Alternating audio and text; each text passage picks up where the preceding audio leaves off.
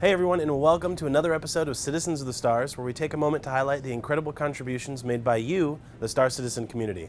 So let's waste no time at all and jump straight over to Ben Lesnick for another installment of Citizen Spotlight.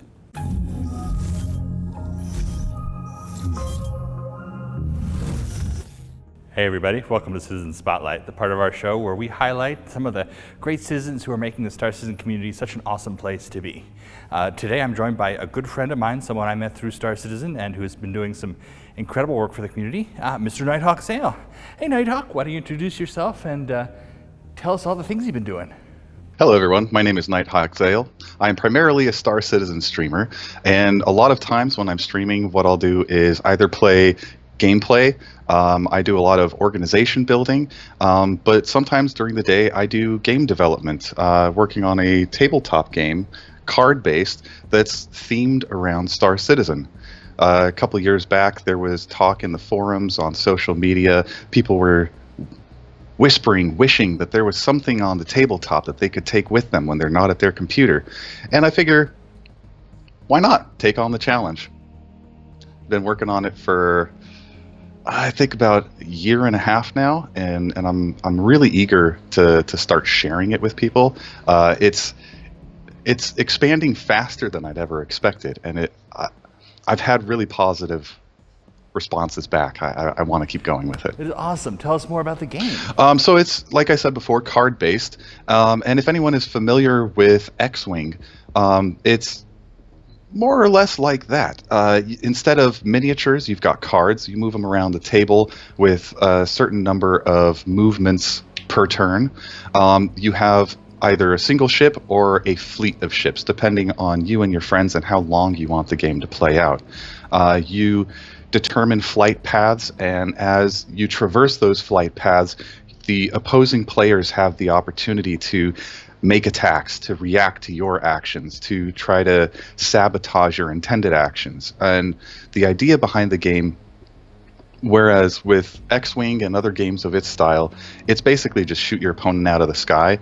With mine, I'm trying to make it more thought-provoking. So it's about outsmarting your opponent either logistically or economically and trying to take over the table. Sounds like a lot of fun. Do you have any message for the Star Citizen community? Oh, God, there's so much to say. If you've never been a part of a gaming community, an internet-based gaming community, this is definitely the right place to start, because everyone is so welcoming, everyone is so helpful, everyone, they go out of their way not only to give advice, but even to, if you're close by, physically be there for you. And it's a very moving experience, especially coming from a military background and everything is very stoic and you do things on your own. So it's just amazing to see a community that comes together, and it doesn't matter who the face happens to be at the time, they're there for you. Thank you so much for everything you do for the community and for Star Citizen in general. And with that, let's find out what's happening this week in Star Citizen.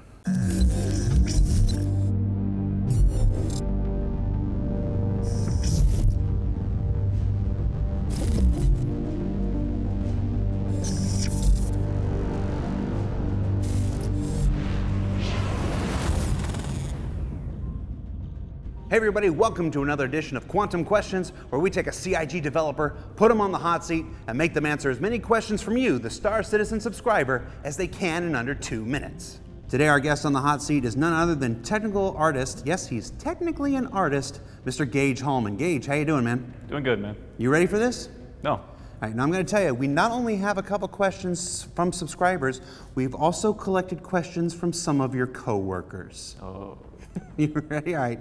So let's go ahead and put 2 minutes on the clock and begin. What is your name and what do you do? Don't forget. Gage Hallman, technical artist. We are sort of a bridge between art and the more technical programming side of the game, mechanics, that sort of stuff. All right. What are you working on right now? Currently the Van Duel, just wrapped him up. I think Sandy posted a little teaser on that. And moving on to the Heavy Slaver for the male right now. Why did you cut your hair? I can't tell you. Right. How many polys are there in the typical character model? So that really depends. The character model varies between the body and the head. The body, I believe, I could be wrong on this, don't quote me, even though this is a show about facts, maybe about 80 to 100K. And then we also have the head we add on top of that, and we have different tiers of heads, all of which can vary in density, starting at, I believe, tier 2 or tier 3, which will be our lowest quality, and then up to tier 0, where we get Old Man and then our star actors. All right. The Banu sale is over. What's the next concept ship coming down the line? I don't know, I haven't seen it. What profession are you most looking forward to in Star Citizen? Obviously, intergalactic food delivery. for various Intergalactic reasons. food delivery. All right, now you helped with that April Fool's gag. What was your contribution? So I handled all the character side, and I teamed up with you, Jared. We put a little video together, made a giant mountain of Big Benny's machines. It was pretty fun. I assembled the outfit for the character, and then got the whole dance routine together. It was nice. What is the easiest part about making characters' hair? There's no easy part of that. Who would win in a fist fight, a human or a Vanduul? I gotta say human, they have more fingers. All right. How high can a Vanduul count? 6? No, really. Why did you cut your hair? It was a sacrifice for my new position. All right. Who is your favorite community manager? Oh, we're out of time, but we'll go into extra. no. We'll go into extra innings. We'll go into extra time. Who is it? Who is it? Dennis. Man, Sorry. never gonna win. Nope. And so Gage Hallman goes on the board with a total of 10 questions answered correctly. He'll go on to compete against other developers for the Quantum Questions Championship. Now remember, you can submit your questions for consideration in future episodes by submitting them in the thread in the Subscribers Den. And of course, don't forget to upvote the ones you want to see answered most. With that, I'm Jared Huckabee. Let's throw it to Alexis Lesnick and find out what's going on in this week's Subconscious.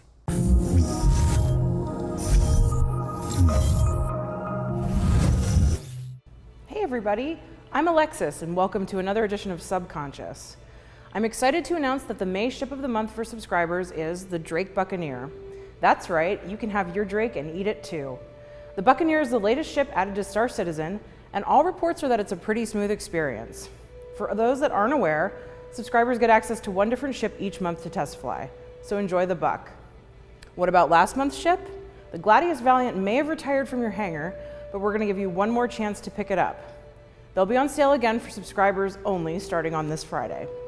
The subscriber program doesn't just support backers who choose to join, it helps us generate more content for everyone. And this month, that meant our very special Banu Town Hall.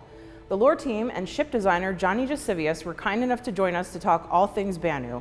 And from the sound of things, it pretty much answered everyone's questions before we'd even finished collecting questions for the web Q&A.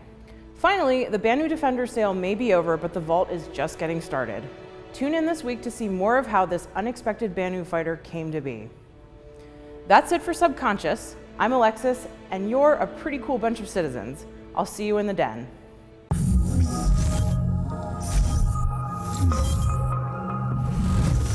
Hey everyone, Tyler Nolan here for this week's Top 5 and MVP. Let's get started. Number 5, Spoof Ghosts for their artwork of the Banu Defender and Merchantmen planetside.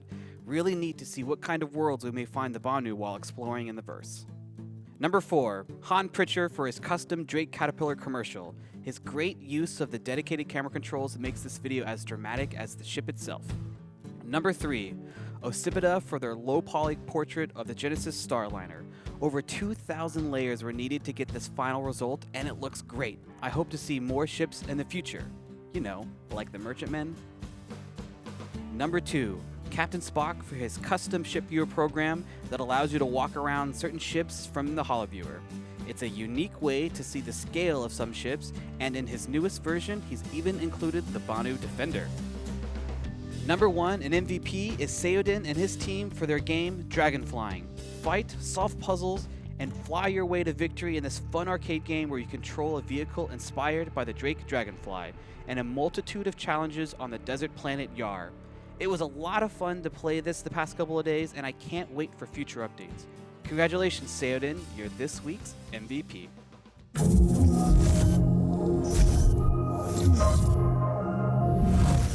Well, that's all for this week. We hope you enjoyed the show. I want to give a special shout out to Nighthawk Zale for participating in Citizen Spotlight and Gage for taking on the hot seat in Quantum Questions.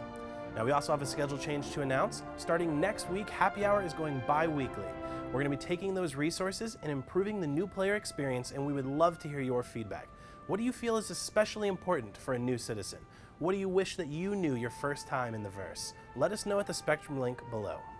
Thank you for watching. So if you want to keep up with the latest and greatest in the Star Citizen and Squadron 42's development, please follow us on our social media channels. See you soon.